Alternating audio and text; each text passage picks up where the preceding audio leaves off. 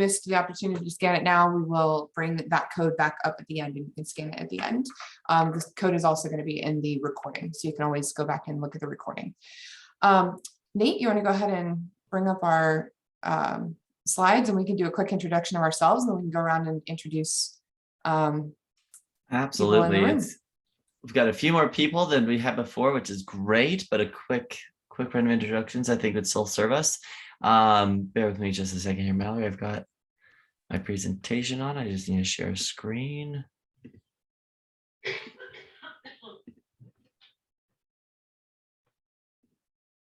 All right, is that coming up for everyone? That's great. Well, thanks so much, Nate.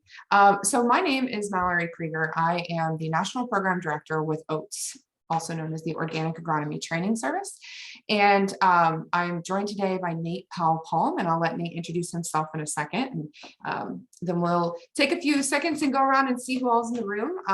We have about 45 minutes worth of content prepared for you all. And then we plan to hold a discussion and Q&A for the remaining 45 minutes of the session.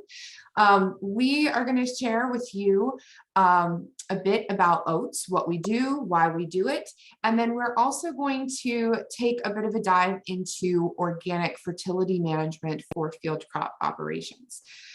Nate, would you like to introduce yourself, and then we can do a quick round of introductions with the people in the room. Hi, everybody. Nate Powell-Palm here, coming to you from Bozeman, Montana. I think I know like 90% of you very well, but hello to everyone I've not met yet. I'm a crop producer and livestock producer based out of Bozeman, raised certified organic grass-fed cows, as well as pulses, oilseeds, and cereal grains. All pretty much around the Bozeman, Montana area, a little bit down in northern Wyoming as well. And while Oats is a national organization, I think it's really great how we've been able to curate a lot of the content to speak directly to the agronomic needs of our given specific regions. And so there's a lot of attention being paid to Montana and the West in general, and figuring out how we can develop content that's useful for organic folks in this arid region going organic. And I'm seeing we have a lot more people now, Mallory, than we had, had before. Yeah, so I'm thinking rather than do, as we were thinking when there were about 10 people in the room, instead of doing introductions, I would love it if you all could chat into the chat feature who you are, what you do for a living, and where you're located, with a special emphasis on anybody claiming CCA credits. We have that log, so please note if you are claiming CCA credits. But everybody else, we'd love to know who's in the room. But with that, I'm going to go ahead and get started. So Nate, will you advance the slide for us? Absolutely. So Oats is a national consortium of nonprofits, universities, and industry partners, fiscally sponsored by the Organic Trade Association. And our mission is to train technical advisors and consultants who work directly one-on-one with organic and transitioning farmers. And we started in 2018 when a group of individuals who were working with farmers in an extension and nonprofit programming capacity started to notice that the farmers that they were putting field days and workshops and conferences on for were leaving the program with more questions than they came in with, and really needing more one-on-one guidance.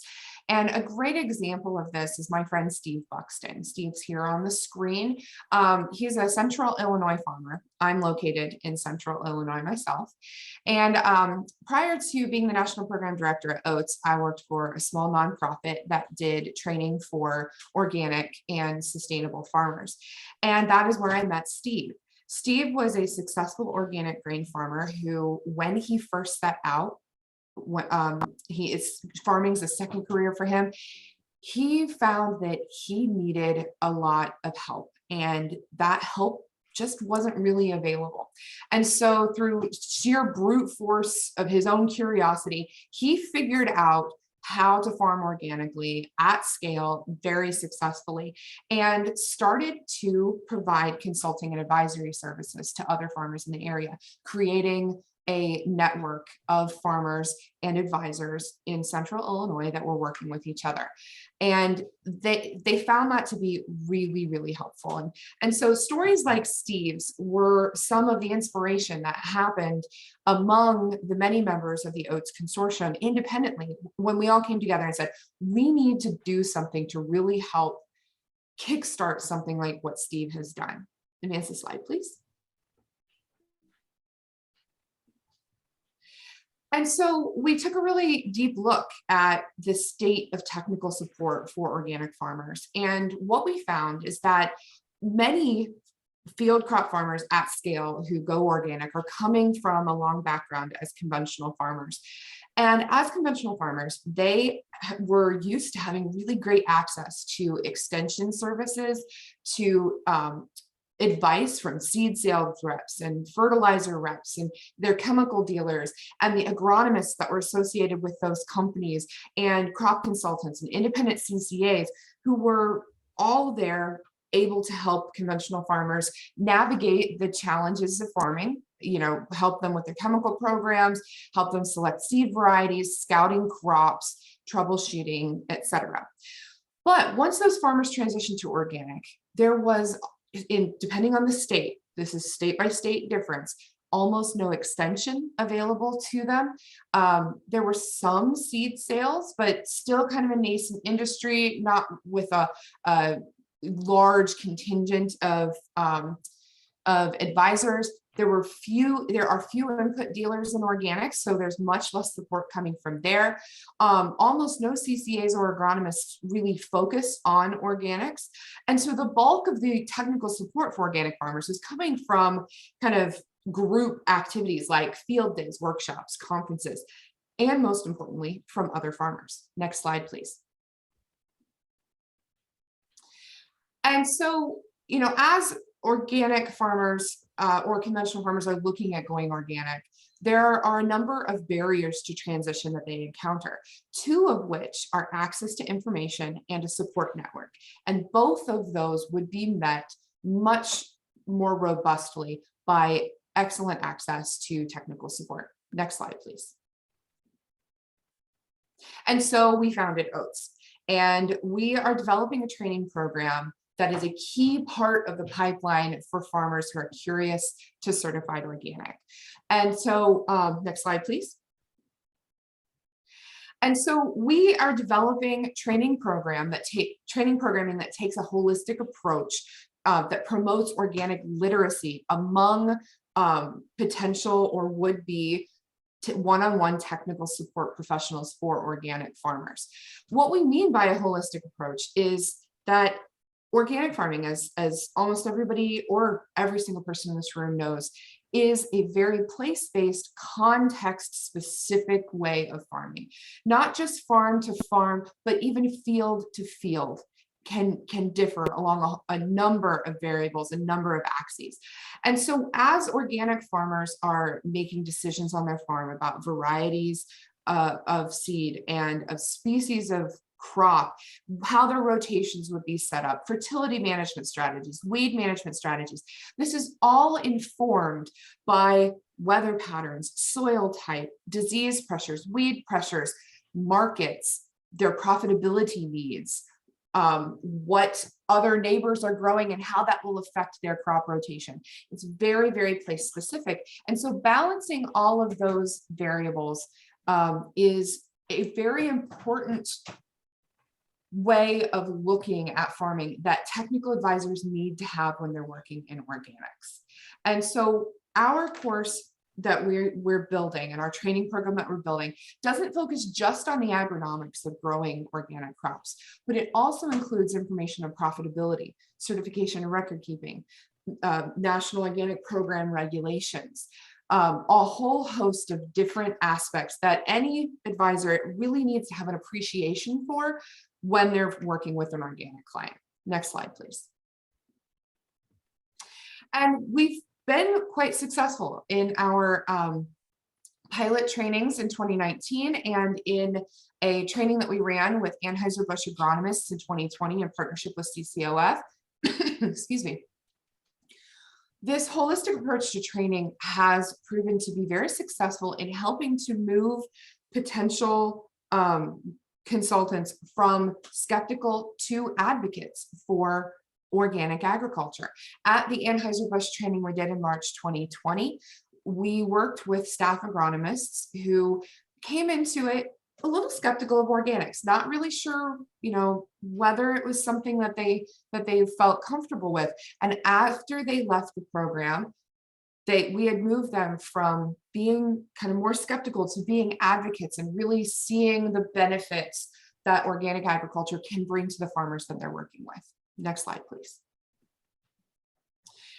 Another great benefit of working with advisors as compared to working directly with farmers is that for every advisor that we train, our participants on average have worked with 43 clients, 43 transitioning and organic or considering transitioning farmers.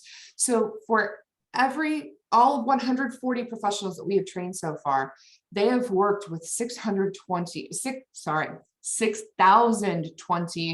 farmers, which have impacted 490,000 acres. So working with technical advisors has compounding effects for the organic industry, which is something we're really proud of and really excited to help continue. Next slide, please. So just like organic farmers have to look at the context of their individual fields to make all of their decisions, we also need to look at the context of growing regions when we're developing our training. And so we have split our program into 5 training regions where we are grouping participants into cohorts that can go through materials and learn together. And Montana makes up the anchor of our Rocky Mountain West region. And I'm really excited to be able to share that Montana has taken a real leadership role in the Oats Consortium in developing the curriculum that we are building. And I will share a lot more about that curriculum in the second half of this talk. But big shout out to a number of people on the call today who are members of the Oats Consortium and serve on the Rocky Mountain West Regional Advisory Committee. So thank you very much to all of you on the call who are part of that committee. Next slide, please. So to wrap up my introduction to our talk, what specific activities can advisors and technical consultants provide to organic farmers? What are the needs that organic farmers have? Well, the first and probably the biggest is moral support. It can be kind of lonely deciding to go and transition to organic, especially in certain parts of the country and certain parts of the state where there aren't very many organic farmers. There's a lot of kind of rubbernecking on the road from neighbors looking at what you're doing, asking questions, some talk at the local coffee shop. And so providing moral support, being somebody who understands what the farmer is looking at in their field, the decisions that they're having to make, someone that they can just bounce ideas off of, is a really critical service that farmers need. In addition to that kind of softer, less defined moral support, there's also certification and record keeping support, helping set up record keeping so that it's efficient and easy to manage and it meets the requirements of the organic regulations, financial management, consulting, transition planning, helping set up the plan for getting through the 36-month transition successfully, marketing support, helping find markets, helping connect farmers with outlets for rotation crops, operations support. There are a number of farms who have hired full-time consultants and advisors to provide support operationally on their farm. Agronomic consulting, scouting the fields, helping troubleshoot pest and disease and weed management issues. And then the final two, crop rotation planning and fertility management planning, which are two of the most requested services that farmers need assistance with, especially in navigating transition and in their first years as a certified organic farmer. So with that, I'm going to turn our talk over to my colleague, Nate Powell-Palm, who is the training specialist for Oats, and he is going to take us on a tour of fertility management in organic field crop production. All righty, thank you, Mallory. I was, when we were planning this session and thinking it was going to be in person, we were kicking around who we would like to get together to have on a panel. What area expert farmers and folks involved in organics would we have in the room? And luckily, we've got them all on this session. So I didn't even have to ask you to show up. And I'm so glad you're all here. So I might give some shout outs and post some questions to some of the folks in the room. But as Mallory noted, please feel free to use the comment box as much as you want. She'll be monitoring it, and we can take a moment to answer questions kind of halfway through, and then we'll have a full Q&A session if anyone comes up with any burning questions towards the end. So the first thing I want everyone to kind of place in their mind is this idea, and this is something that is so I think unique to organics. The idea that our crop really is fertility in organics. We ultimately turn that fertility into sellable commodities like grains or oil seeds or pulse crops. But really, we're trying to figure out how do we make the soil produce as much plant available fertility as possible. And primarily, we measure that in organic matter. So soil organic matter, figuring out how do we build it, how do we protect it, and ultimately, how do we promote its further development with good practices. When we think about the 5 pillars of soil health, we're looking at, in Montana, I just feel like I really appreciate being able to talk to Montana. One, my home turf, but 2, we just have much different challenges than the rest of the country. So the notion of keeping the soil covered, we know that all too well to prevent soil wind erosion, minimizing disturbance, ultimately trying to reduce that steel time and fuel when we go to till a field. Increasing plant diversity. Montana has one of the coolest crop rotations that we'll get into in a bit that I've seen. We don't just raise one crop in rotation with another. Keeping living roots in the ground year round. This is where we'll talk a little bit more about perennials, very apropos to our keynote this morning. And then touch a little bit on livestock integration as one of these foundational organic regenerative principles that's both gaining traction, but something that's often a common practice on organic farms in Montana. The thing I want to highlight with this graph is just how unique it is that the standards, the National Organic Program standards under which we all certify, address the 5 pillars of soil health. And so at the bottom here, we were just pointing out how each of these principles of good soil health practices are codified in the National Organic Program. And so we have very specific call outs to cultivation and tillage management, crop rotation, manure application, fertility management, livestock integration. All of these are absolutely codified into the National Organic Program standards. And so it's something that I think organics somewhat undersells when we think about how we manage our fertility, how we do good agronomic practices. It's mandated in organics and in the organic system. So thinking about our organic fertility toolbox, we can't use synthetic NPK. We had a question earlier this last month about naturally occurring ammonia extracts, and the NOSB decided that those were a no-go. So we don't have ammonia as really an option for our nitrogen sources. What we do have is 2 types of fertility. We've got the nitrogen that we can grow on the farm through our crop rotations and our cover crops. And then we've got nitrogen and NPK in general that we can purchase from off farm in the form of manures or compost or minerals that we apply to the fields. And so when we think about approaching fertility on organic farms, one thing that is also unique to organic is that we're not necessarily chasing the highest profit. Highest yield. We're definitely chasing the highest profit. We're looking at this as a means of how do we get the maximal yield while keeping all of our ecological principles in place? How do we not mine the soil? How do we ultimately build the soil while farming for profit? And so thinking about our reduction of input costs by growing our own fertility, which is going to be part of our cover crop plan, but also part of our crop rotation. Planning and calculating for profitability over the whole rotation. And I think, you know, a lot of folks approach crop rotation as we just get what we get when we plant one crop after another. But I think that there's a really great potential for figuring out how do we orient a crop rotation to really maximize quality. If we're all going to be, or lots of us are going to be raising high protein wheats, for example, trying to figure out how our perennial legumes and how our other pulse crops rotate around our high protein wheats will mean that we can land on a much more consistent high protein quality opportunity. And then improving the nutrient cycling in the soil, figuring out how do we ultimately balance all of these different competing efforts like our tillage, our crop rotation, as well as our possible integration of livestock and use of off-farm inputs.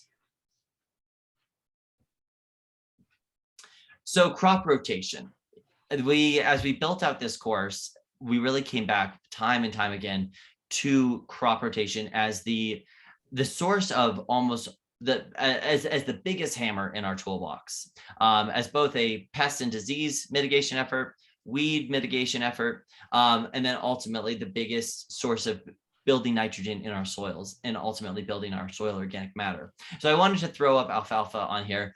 And I'm really glad Casey Bailey is on the call because I know he considers himself a real alfalfa guy. And I think that in Montana, depending on where we are, especially dryland, alfalfa and perennial legumes in general are often seen as something that's not a good fit for an otherwise wheat-oriented rotation. And so I hope throughout this discussion that we can talk more about the benefits of integrating longer rotations and ultimately integrating perennial legumes. But to get kicked off with a well-designed crop rotation, and I know this is going to be redundant for a lot of you on the call, so I hope you build up questions to further this conversations during the Q&A. But for those who are new to Montana or new to the idea of advising organic and transitioning farmers, when we're looking at crop rotation, we want to be looking at how do we identify our key sources of nitrogen. Are they going to be from the crops we raise, be it cash leguminous pulses? Are they going to be from our cover crops? Are we going to have hay as part of our rotation, alfalfa, to ultimately inject that atmospheric nitrogen into the ground in the form of legumes? We want to balance those crop nutrients over time, and we think about it. And I like this analogy of a spinning flywheel. How can we ultimately get the soil to start building up soil organic matter, building up a greater and greater amount of plant available fertility, so that we don't have to really think about having big injections of off-farm inputs, but rather we have an ecosystem that's ultimately relying on a really well-balanced crop rotation that doesn't favor any one species or any one family too much over the others.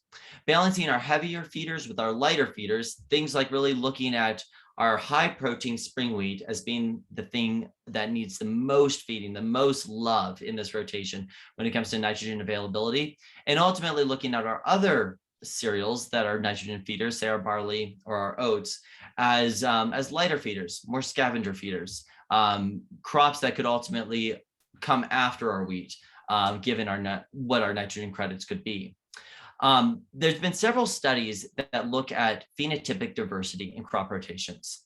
And that's something that I think really we luck out in Montana, that we have the option to grow so many different cash crops, because that ultimately speaks to this idea that the more phenotypically diverse crop rotation we can build, the lower our pest and disease pressures are, and the better our weed control is, and ultimately the better our yields are. So these studies point directly to how do we get as many different families of crops into the rotation, be they cover or for cash, and how do we keep that rotation going for a really long time? We realized the maximal benefits once we cross about year 5 of having a good consistent crop rotation in place. When we look at the pressures that we're under, given, say, just a wheat fallow rotation, ultimately we're going to be without a growing nitrogen source in that field, we're going to be mining the soil over time. And so thinking about how do we help that soil and not ultimately lower the mass balance, the balance of nitrogen available to us over time, is something that ultimately a farmer could really use help with when first approaching organics. And as advisors, we hope that folks can take this challenge of coming up with a good crop rotation, which is a very multifaceted process, but take it very seriously when we figure out how do we plan to succeed once we are organic. So in thinking about separating crops by family, and we have just one growing season, luckily, in Montana, so we can really think about it on an annual basis. We want to try to avoid growing the same crop back to back. And this is very rudimentary for most of you, I'm sure, but thinking about how do we put enough of a break between, say, our wheats or even our cereals so that we don't have a growing pressure of pests. We don't mine the same nutrient profile out of the soil year after year. And we ultimately give the soil a chance to build up some fertility before we ask it to feed a high feeding crop like wheat again. Growing our own fertilizers, we've got a host of options. We've got forages, we've got pulse crops, cover crops. That's going to be our biggest injection of nitrogen by far. What we're then going to look at is how do we create a nutrient budget that lets us make sure that our rotation actually works, that we're actually building enough nitrogen into the soil to justify and set up for success our high nitrogen feeding crops. Just as a reminder, the more we can grow in place, the better off we are. This was a big discussion at the National Organic Standards Board this fall. Should we be preparing to buy in our fertilizers and do a good job stewarding those fertilizers, or should we be trying to grow as much as we can and ultimately relying on helping the soil build up that soil fertility and that plant available fertility? And I think that's something that is unique to organics, that we really can grow and do grow a lot of our fertility on the farm as part of our rotation. Following our nitrogen, really breaking our heavy feeders and light feeders into our different groups. Unlikely we're going to raise corn, but I think Tracy on the call does raise corn in Montana. But our heavy feeders usually going to be our wheat and other cereals in that family. Light feeders might be oats, and then we also have our respective nitrogen fixers like our cash crop pulses and hay crops. And Mallory, was there anything popping up in the chat that we should address before going to on? I didn't know if I saw them. We had one question about crop rotations, but we Sure. want to hold that for the Q&A because Okay. it's asking a question about stuff that's going to come up later. I think it would be better help for the Q&A. Sounds good. It's good. So in Montana, I like to break up, and I'd be happy to have anyone else jump in here with some other thoughts, but kind of breaking our potential crops into 4 families. We've got hay, perennial legumes. We've got our pulses, yellow peas, green peas, chickpeas, lentils. And then we've got our nitrogen feeders, our cereal grains, and then our oil seeds like flax or canola.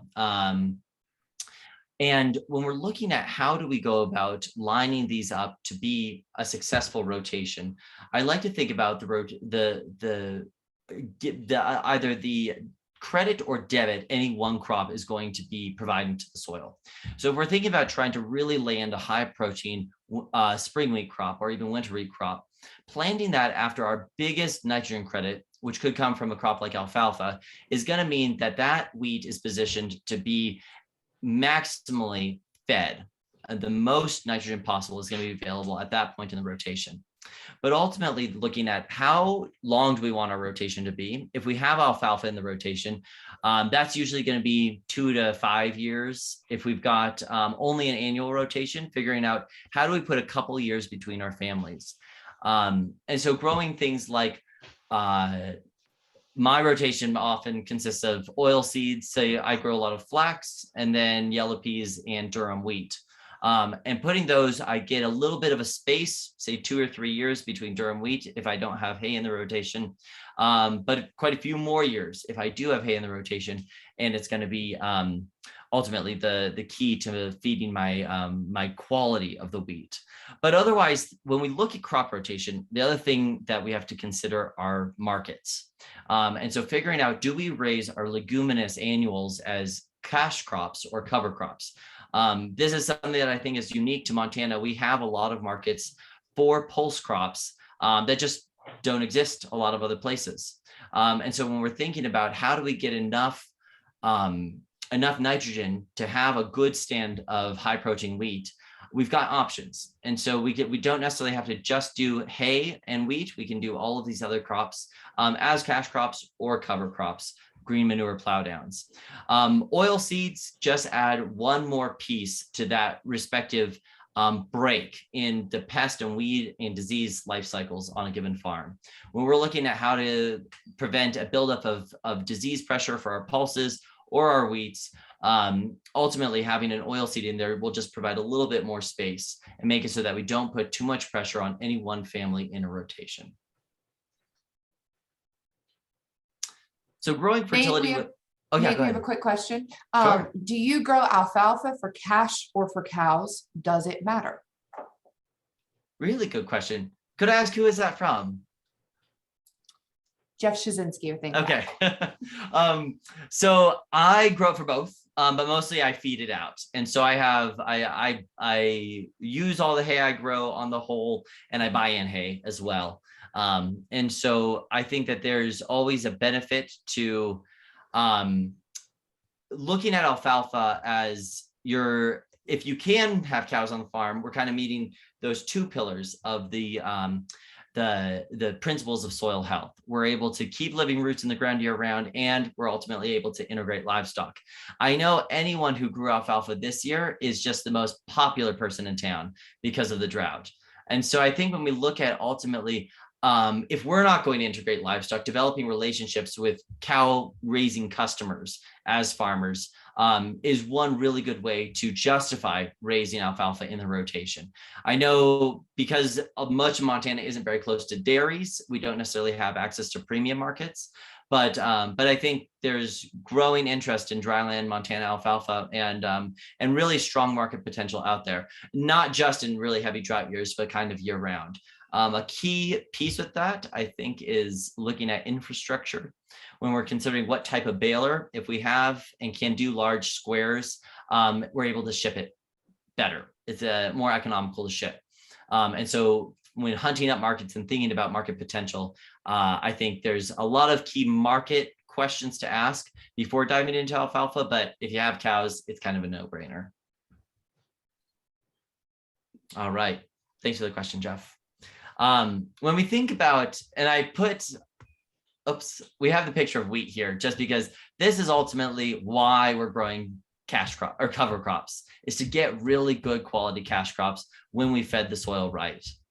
And so when thinking about the cover crops, this is something that I really appreciate. The entire regenerative movement, certified organic and otherwise, have all coalesced around cover crops as a really important tool to building soil fertility and managing our farm nutrient needs overall.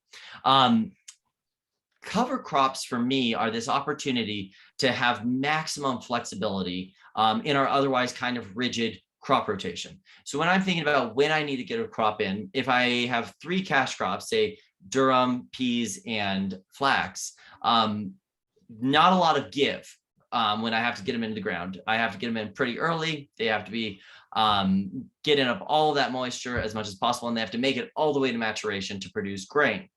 With cover crops, if we're going to just be plowing them in, we can use that flexibility to ultimately maximize the fertility potential, but also have them help us out a little bit with weed control and disease control. So when we think about what we want to plant as a cover crop, we can look at what utility and what service is it going to provide. For example, if we're looking at turnips and radishes, that might be an opportunity to recover some of the excess nutrients or some of the nutrients deeper down in the soil profile that we might not normally be able to get and bring those up. Also helping break up plow pans, looking at ways to increase soil water holding capacity as well as soil porosity. Acting as fumigants for soil pathogens. If we decide to grow a cover crop of mustard or a cash crop of mustard, we have the chance to kind of zap the soil for some different pathogens that ultimately might be a threat to our cash crops. Again, kind of market dependent if we wanted to grow mustard for a cash crop, but if we do just grow it for a cover crop, we have maximal flexibility for when we want to put it in and when we ultimately want to take it out without the worry of needing to get it to maturation.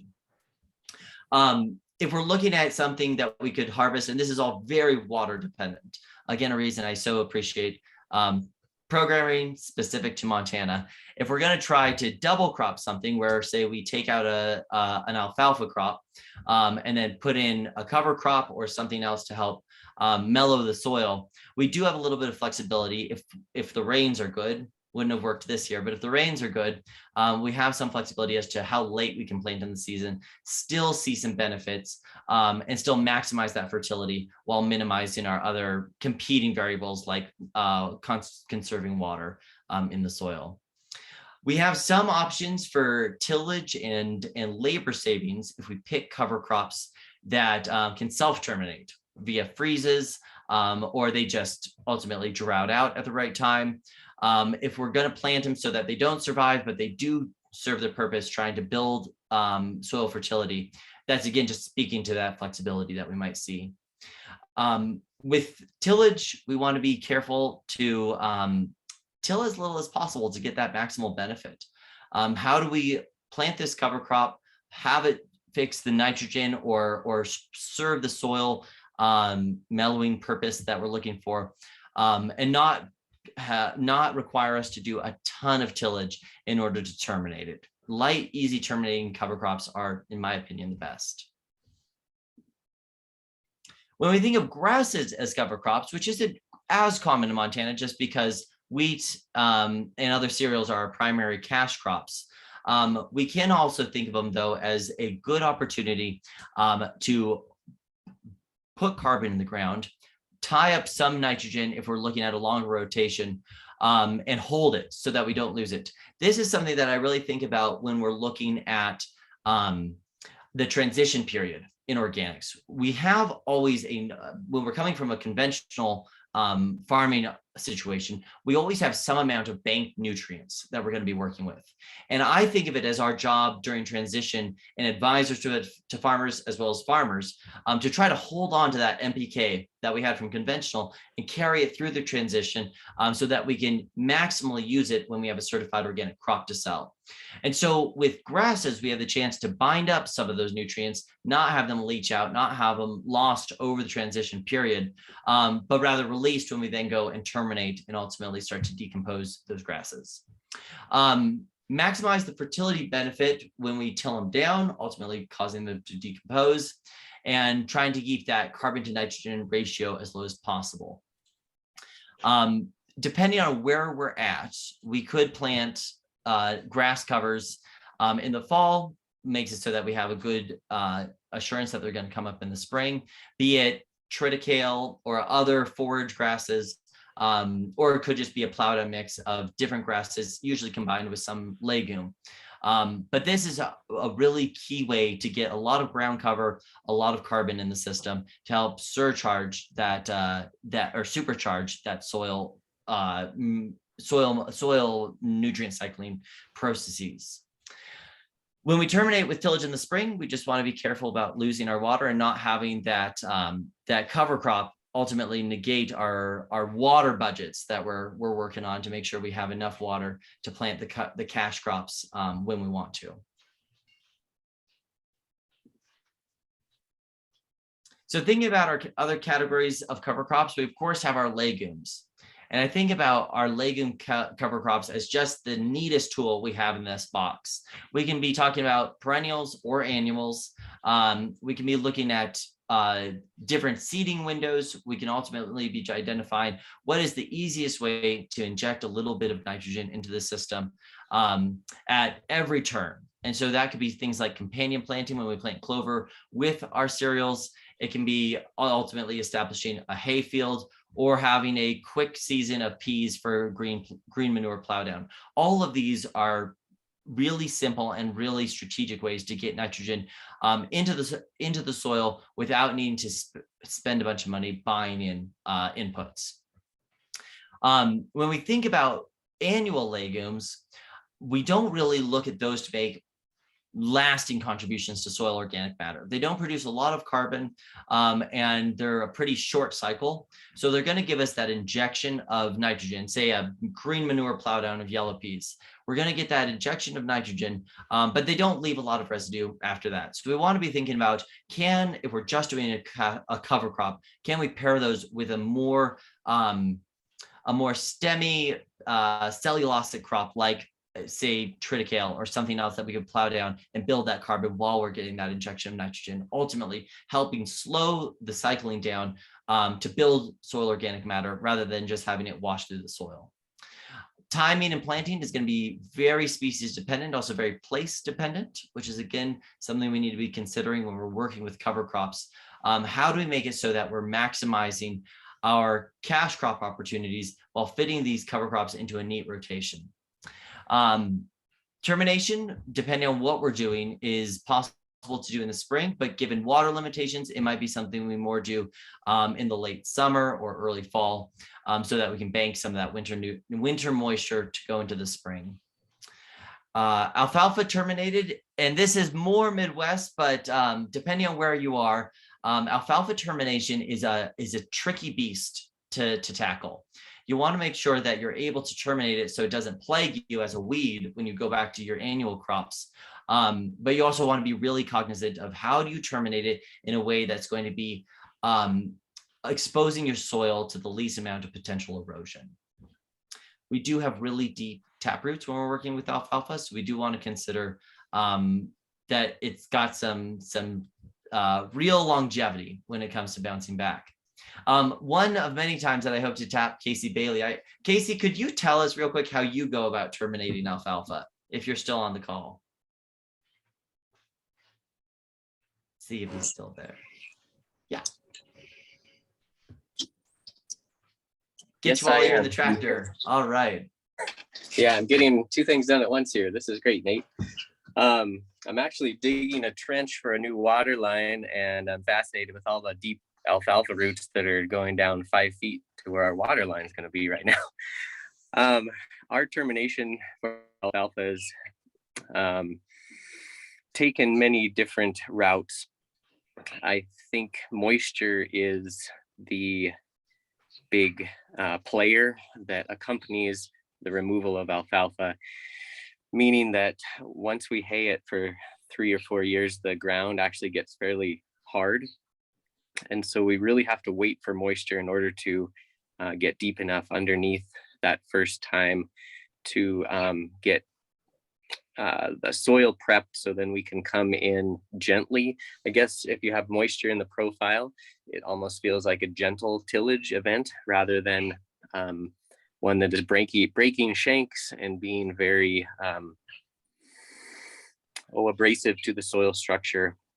So we will go in when there's moisture, generally in the fall, with a wide spike and spike the ground twice, and then come back in then the following spring and sort of see that spring as our alfalfa plowdown period, where the alfalfa does actually start to bloom, and we get in the field as early in the spring as moisture will let us, and then work that ground 2 times in the same day, and that seems to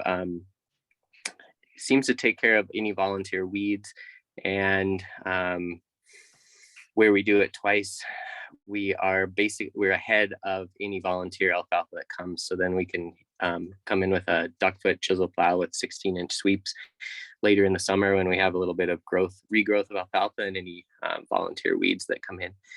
And then we'll go into winter wheat the next year if our cheatgrass isn't a problem in those fields. Oftentimes it is.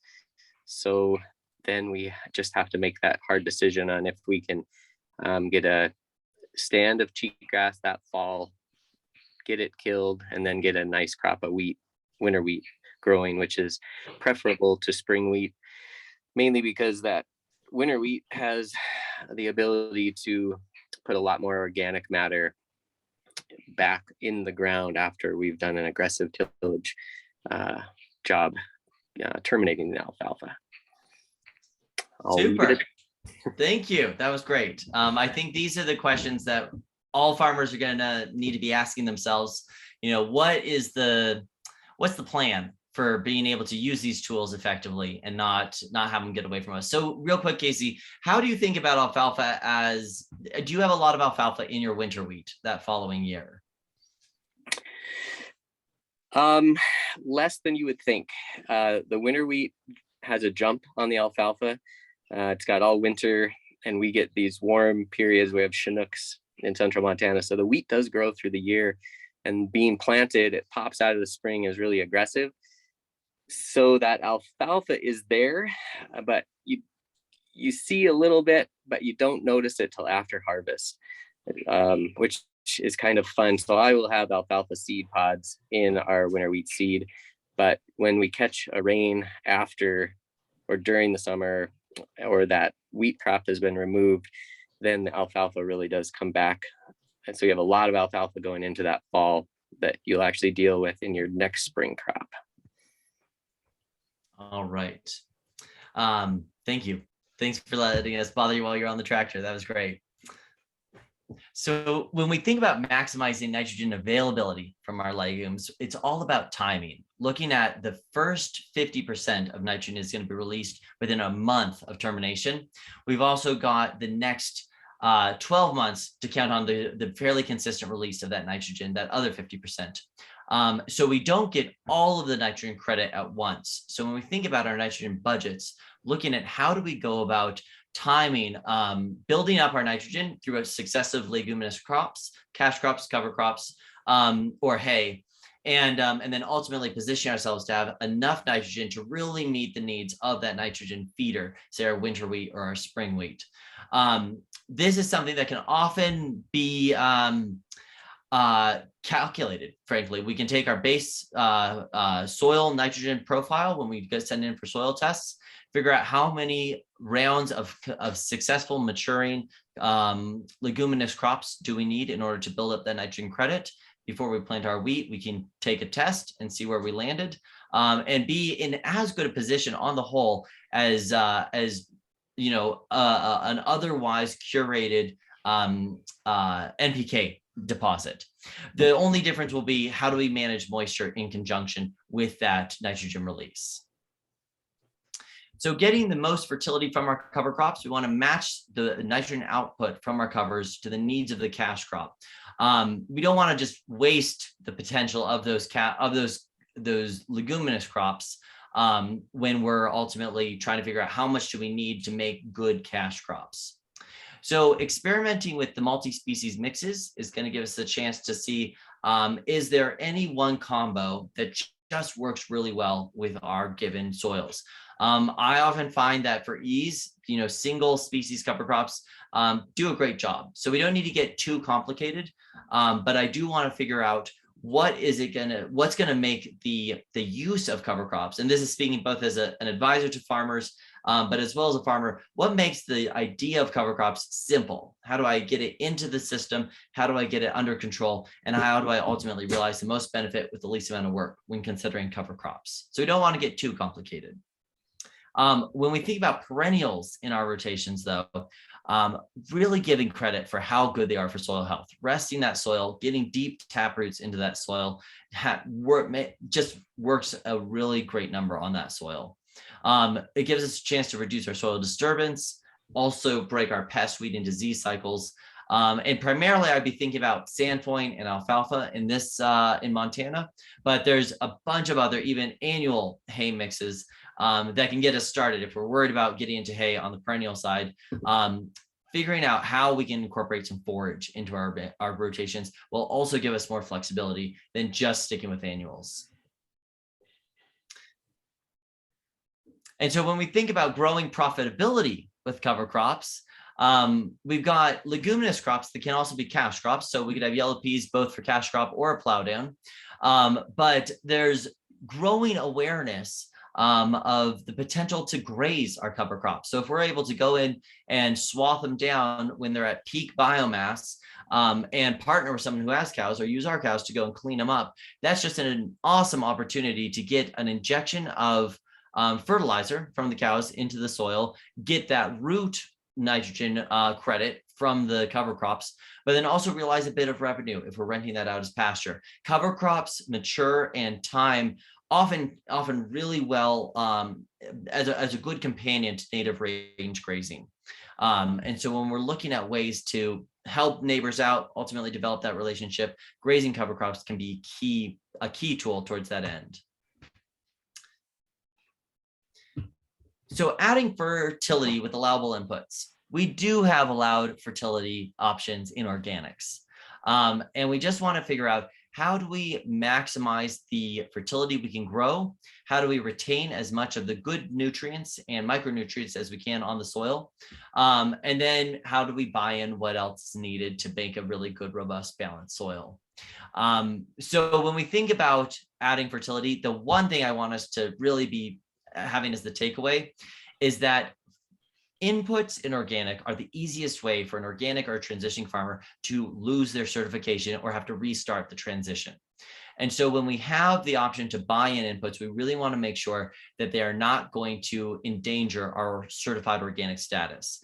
Looking at labels, but also making sure that we, as advisors or as farmers buying these inputs, we need to figure out, how do we get a good system in to let our certifier know what we're planning on using or what we're hoping on using, and getting their approval prior to use, making sure that we have their go ahead before putting it in the ground, because that's going to be the surest way to lose certification if we use a substance that's ultimately not allowed.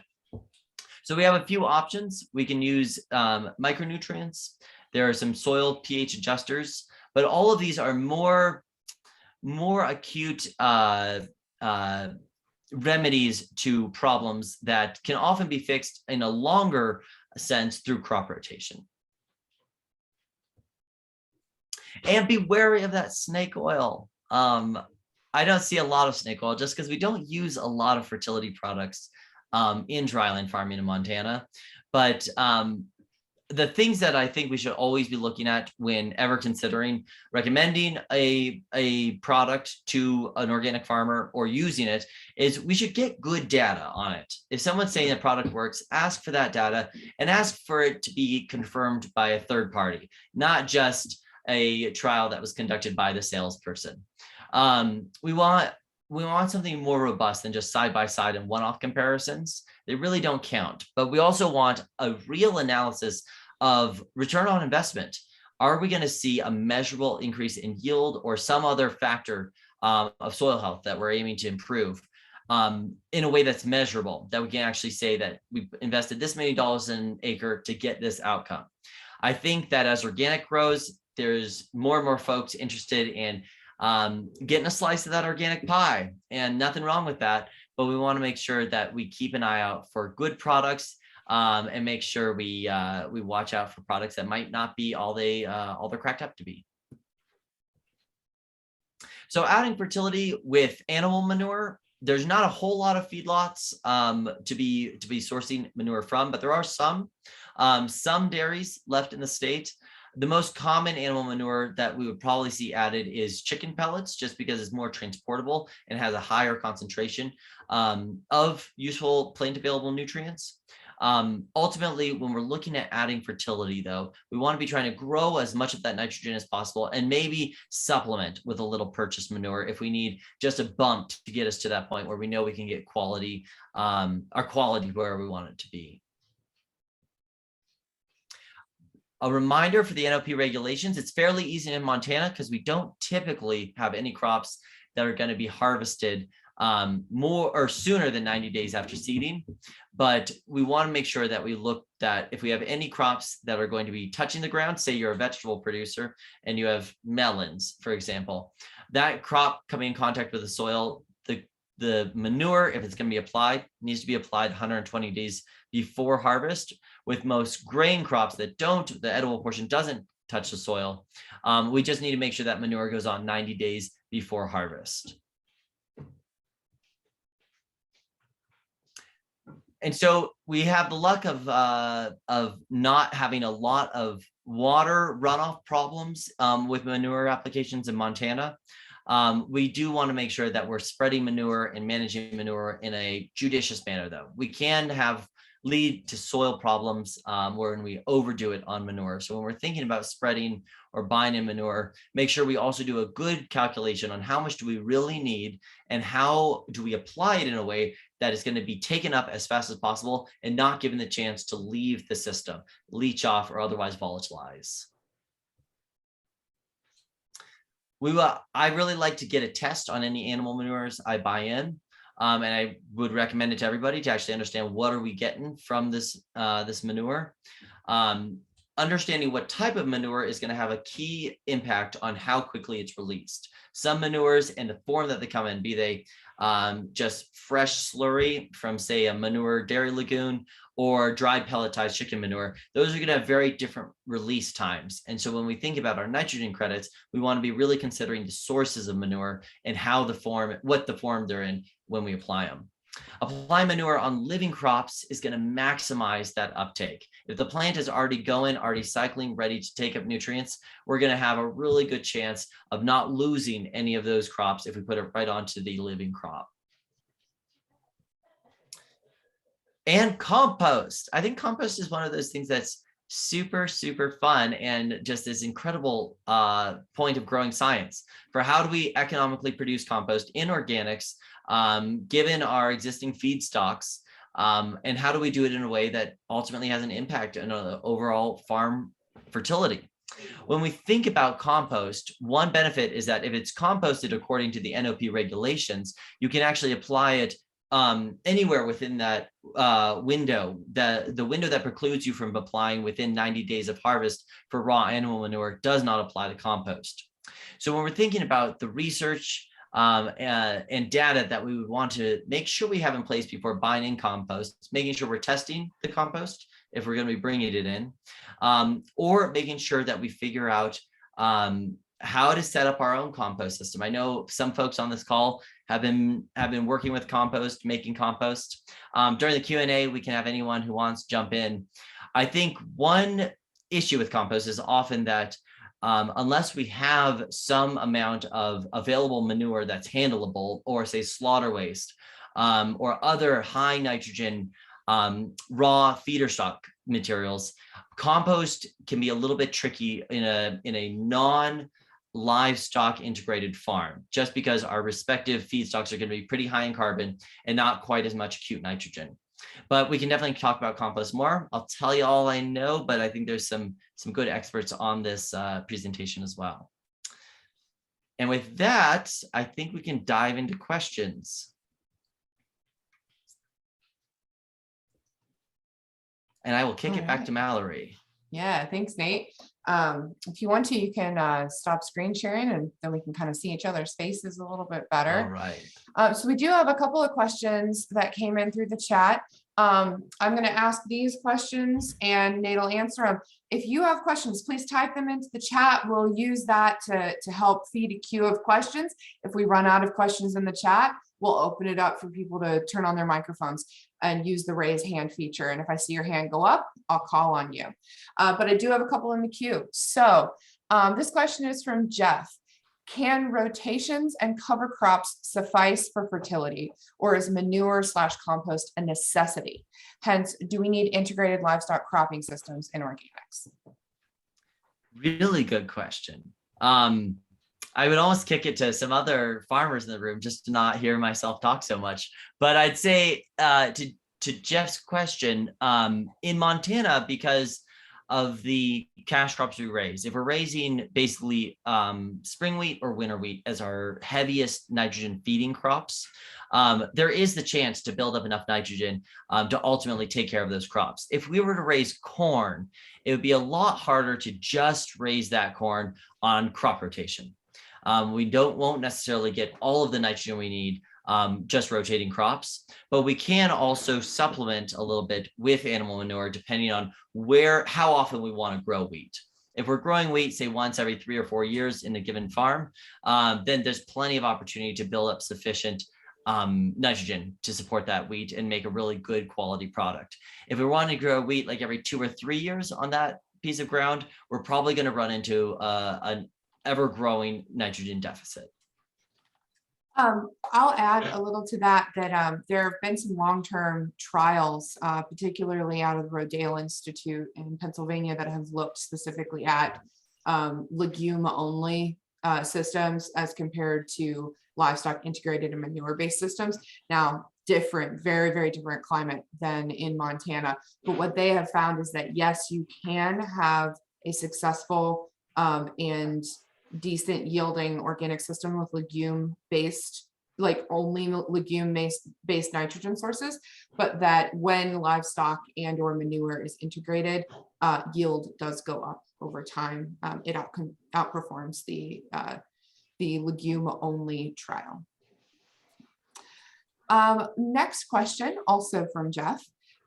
Nate, I'm wondering whether organic farmers or others have run into crop insurance problems because of the innovative practices that you're supporting in this talk. Some practices can often conflict with crop insurance regulations / guidance. So have you run into that? Why, Jeff, how timely of a question. And the only reason I chuckle is Jeff and I were talking about crop insurance earlier this week or last week. And yes, I think that's a key question to figure out and really weigh in your crop rotation. How are you growing and meeting the needs of your land while also making sure you're not imperiling your eligibility for crop insurance? I think there's a lot of questions, and I think Jeff and I were talking about this. And if Jeff wants to unmic, that's totally good, because I think everybody's interested in this. Yeah, I'm interested. I mean, I know you and I have talked about this, Nate, but I'm interested in any of the farmers, any of the people working with farmers. Have they run into problems? And if they have, they don't have to answer now, but please email me, because we're developing federal policy on some of these issues, and knowing the cases and the problems, or even lack of problems, maybe they've had success, is really important now. So if you have or have had issues, or if they've even been resolved, I'd appreciate anybody just dropping me an email or calling me. Jeff, I recommend that you reach out to Julia Barton at OFA in Ohio. I had a long conversation with her a couple of weeks ago. She was working with a farmer who was having his crop insurance claim denied because he was said to not be utilizing good agricultural practices. Right. That's the classic problem. But send me a contact then too. Will do. I got the name, but. Hey, Jeff, this is Craig Schmidt. I know we've talked about this before too. And after that article where you quoted me on some of that stuff, the USDA did call me, set up a meeting. We had a couple of conference calls, and they really did not have a solution for innovative practices that fell outside their lines. Well, it's good that they responded, but I'm glad that I'm unhappy that they didn't find an answer for you. Yeah, they basically said you have to do studies and then have it. Yeah, that's what they always say. Yeah. They've been saying that for about 20 years, but that's Right. okay. Virginia Webster. I've seen creative descriptions in organic system plans, and that's, I think, all I'm going to say about it. I think if I heard you right, you're breaking up there a little, Georgiana. You've seen innovative descriptions of crop rotations in the organic system plan. That is correct. Thank you. And if you ever get in trouble, I would use that as a defense, because that's actually the federal policy we're trying to implement, is the idea that if a farmer is is certified and under an organic system plan, ipso facto, prima facie, they are practicing good farming practices, therefore should not run into any problem with crop insurance. But that's what I say, but that's not necessarily what will happen. But if you have yourself in that, use that as a defense. At least I would make that argument very strongly, that you are following good organic farming practices if you're following and certified within your organic system plan. There's a question in the chat. What type of innovative practices are the primary concern to crop insurers? So what kinds of things are tripping people up? In a way, I hate to say this, but cover cropping could, because there's a termination date deadline by which you should, by a certain deadline, you have to terminate your cover crop, or you could technically be in violation of good farming practices. The other one is interseeding is a big one. That's basically for Bowden. The whole issue of whether what Nate was saying about whether something becomes a cash crop or a cover crop matters in crop insurance. You can't insure a cover crop because that's by definition is not a cash crop. But then if you suddenly becomes a cash crop or somehow it's integrated with your other crops, it could cause confusion with an adjuster in a claim time.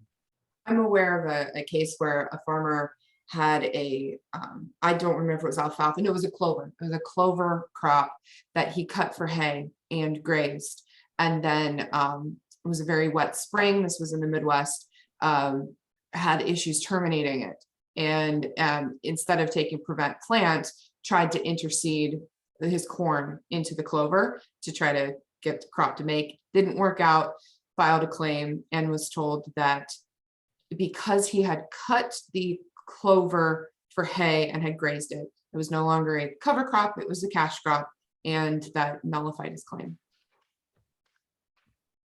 Excellent example. Thank you, Melanie.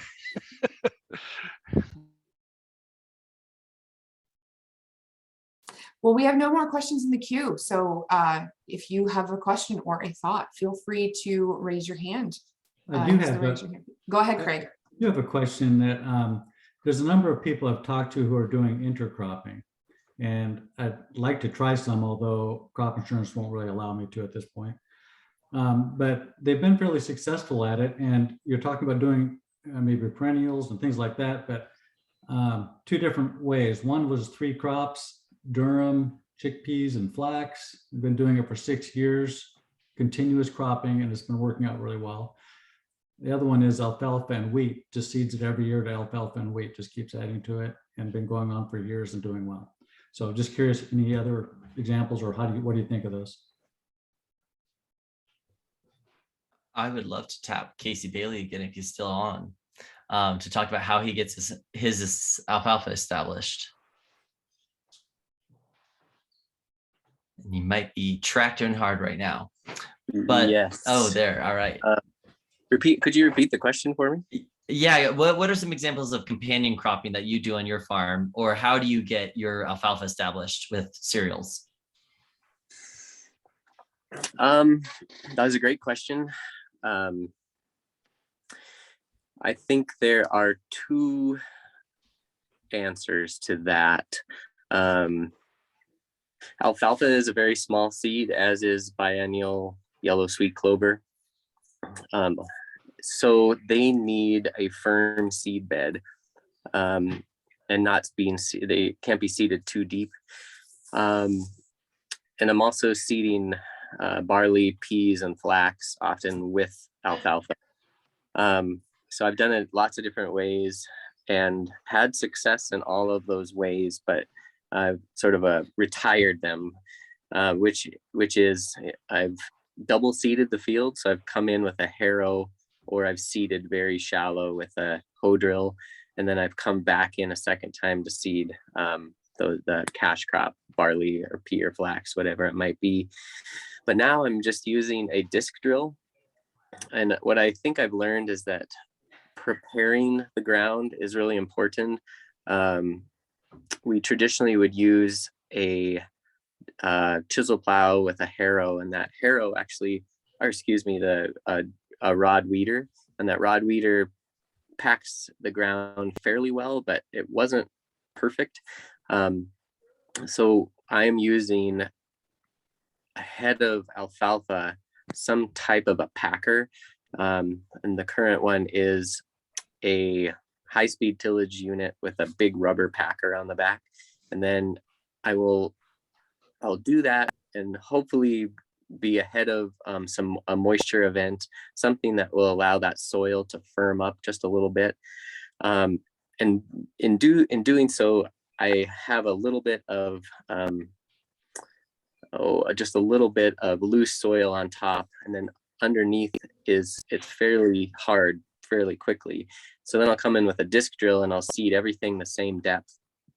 And that disc drill, every single opener follows the contour of the ground, where a hoe drill can go very, very deep and very, very shallow across different openers.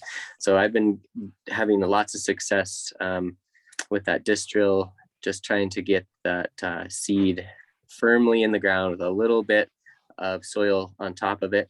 And it seems to fire out of the ground, and going pretty early in the spring too seems to really help. So I kind of do that with all of those undersown crops like alfalfa and clover. Works pretty good. Thank you. Yes. And so I think you didn't mention that, Craig, but planting yellow blossom sweet clover is pretty common with spring wheat, so that you have a biennial come up that following year. It doesn't really affect the spring wheat when it's in that first year. But yeah, super. Thank you, Casey. Any other questions, Mallory? Ollie's got a question, I think. Go ahead, Ollie. Yeah, it's also a comment to what we just talked about. Regarding crop insurance, I've got whole farm revenue crop insurance, and that really have taken care of a lot of these issues that you guys talked about, also including mixed crops. I have approved for mixed crops of barley and lentils in crop insurance, dividing them up and as a field. It works just fine. It's just a matter of getting you set up correctly in understanding that and have a very good crop insurance agent to work with. Following up on seeding clover and alfalfa, the way I do it now is I basically have set up an extra air delivery system on my air seeder that actually delivers the small seed just before the packer wheels. So I seed the grain with the normal hoe or the normal tilling with the air seeder, and then an extra air system delivers the small seed, putting it out just before the packer wheels and right down before the packer wheels, and the packer wheels packs it in right up nice and shallow. Works very, very well. The other thing I just want to comment on to Neat Powell is regarding perennial weeds. You have not talked about perennial weeds, and neither have Mallory. In your presentations, when you start looking at converting into organic, so to speak, your biggest issue over time is going to be perennial weeds. And none of you have talked about that issue. And I just want to reiterate that the reason for your perennial cropping system or alfalfa and these kind of things is, and all turns around being able to control the perennial weeds, whether it's bindweed or Canadian thistles. And that's the reason I have alfalfa in my system. That is number one. All of us organic farmers, sure, we want to grow the 100 bushel winter wheat crop for $20, but that's not how it works every year. And hopefully it'll work one year, but who knows? But to get to those points, we have to control the perennial weeds. And if you start looking at organic farmers' crop rotations in Montana, years ago, we did this from the OAC standpoint of view, and we analyzed crop. And the main aspect of crop rotation in organic farms is a plow down of peas, followed with a cash crop, followed with a fallow, followed with a cash crop. And when you look at that system, you're gonna have perennial weeds coming down the pipeline. So just to make it clear that that those problems has to be addressed as you move on into organic systems. Thanks. Thank you, Oli. Yes, I think that's when we were talking about our biggest hammer. It seems like just the coolest thing that alfalfa can give us our most nitrogen as well as our best control of perennial weeds. And we always struggle in these presentations how to focus and not get too broad, because with crop rotation, you can talk about transition, you can talk about weeds, you can talk about fertility. So we tried to limit it to fertility this round. But yes, I think that's a fantastic point. It's something to be attributed to alfalfa's potential.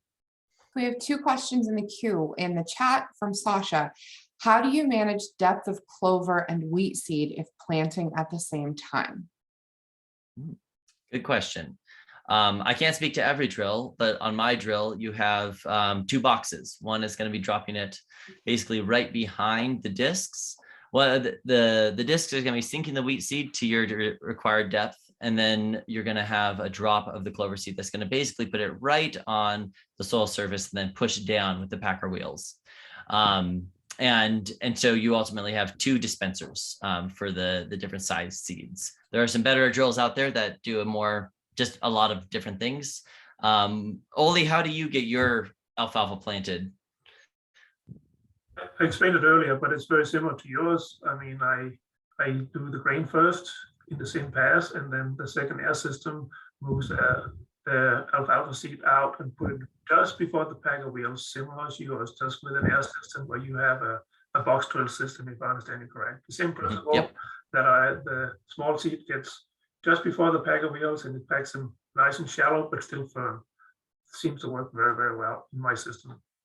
Same, yep. Jeff, you have the floor. Yeah, I just wanted to, Ole, I appreciate your promoting whole farm revenue protection. And I've worked 18 years of my life trying to make it work for people. But unfortunately, it does not technically. Now, I'm not going to call in your insurance agent or anything, but technically it does not absolve you from good farming practices issues, because under the whole farm revenue policy, good farming practices, it's a long story, but that does go along with whole farm revenue protection, unfortunately. But I think what happens is they don't catch it as easily under whole farm revenue protection, because it's a revenue insurance based on the capacity of your farm to generate revenue. There's many good reasons to use whole farm revenue, but I wish it was true that it got us around the problems of potentially those innovative practices that could screw up your crop insurance. Again, not all the time people are going to catch it. Not all the time people are going to make a claim. Not all the time does it necessarily have to be an issue. It's just that in a strict legal sense, I hate seeing these people, being left in a little bit of a limbo with the potential of losing coverage, because that would be awful. You get to the end and then they find some weed or something growing in the wrong place or whatever, catch you, and then you get screwed. So I just want to say out there that that's not going to happen, I hope, but it could potentially happen. And technically it does not get you around the problem using whole farm revenue. Again, whole farm revenue is good to use for a lot of other reasons that we can talk about later sometime. Thanks, Jeff. We have time for one more question. Anybody have a topic they'd like to raise?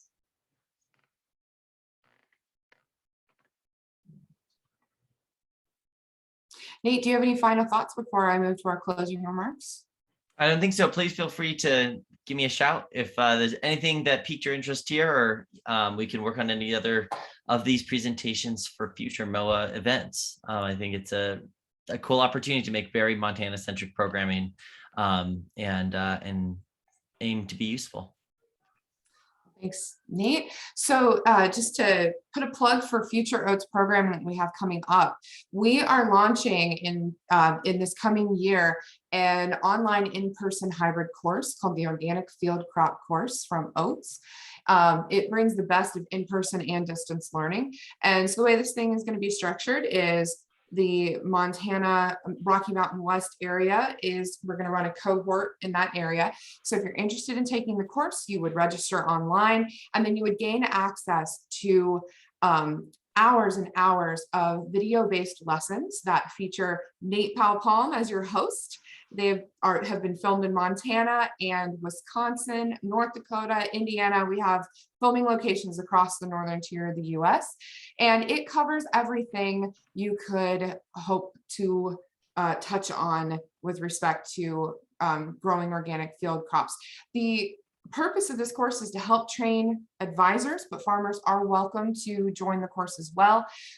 You go through the course materials at your own pace and then meet virtually on a regular basis with Nate as the course facilitator and the rest of the members of the cohort to discuss current issues, meet with guest speakers, and go over lesson materials. And then the in-person part of this hybrid course is during the growing season. We'll go out onto a working farm as a cohort and learn directly from a successful farmer who's making it work, and get our hands dirty and get some in-person experience on that farm.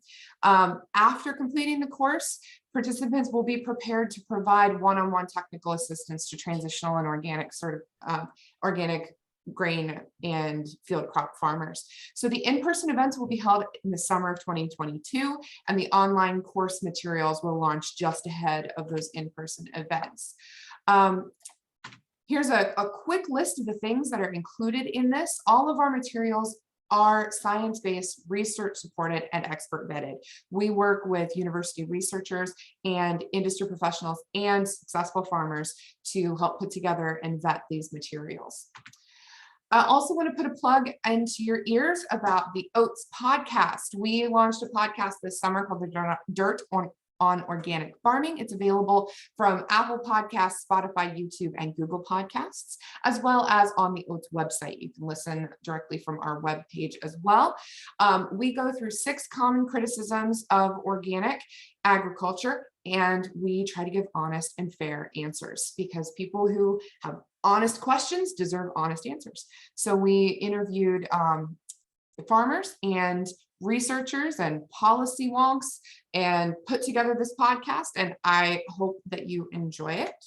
And you can learn more at our website, organicagronomy.org. We also have a mailing list that you can subscribe to. The link is here, organicagronomy.org/subscribe. We don't spam you. We don't send many emails at all. We only send emails when we have something interesting to say. So go ahead and click that link if you're interested, and we will get you on our mailing list, and then we'll make sure you are up to date when we have new course offerings.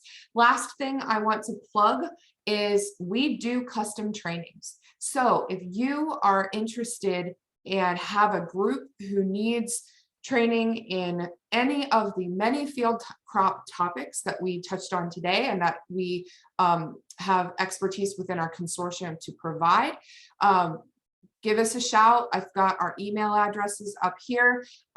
We are always interested in connecting with groups of people who need specific custom training options. A great example of this service is what we did for Anheuser-Busch, where we put on a custom training on barley production for their agronomists. And with that, I'm going to put the QR code back up for CCAs to be able to scan. And it was a great pleasure to be able to talk with all of you. Huge thanks